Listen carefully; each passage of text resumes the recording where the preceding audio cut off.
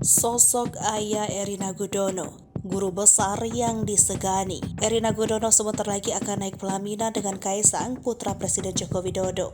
Mereka akan melangsungkan pernikahan pada Kamis 8 Desember ini. Terungkap, Erina Gudono lahir dari keluarga yang berpendidikan. Ayahnya adalah Prof. Gudono MBA wafat pada 2016 lalu. Prof. Gudono merupakan orang yang cukup disegani di dunia ekonomi. Pria kelahiran Semarang 26 Mei 1963 itu menempuh pendidikan S1 di Fakultas Ekonomi dan Bisnis UGM.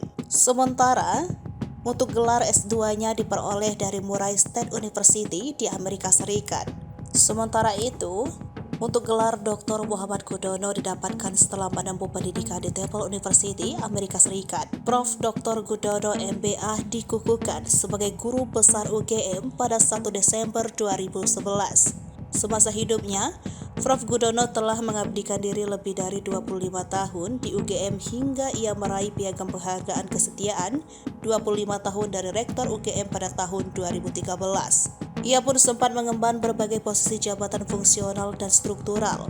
Salah satunya sebagai Wakil Rektor Bidang Administrasi dan Pengembangan SDM UGM periode 2002 sampai 2004. Selain itu, ia juga pernah menjabat sebagai pejabat struktural Eselon 3A di BPK RI 2006 sampai 2010.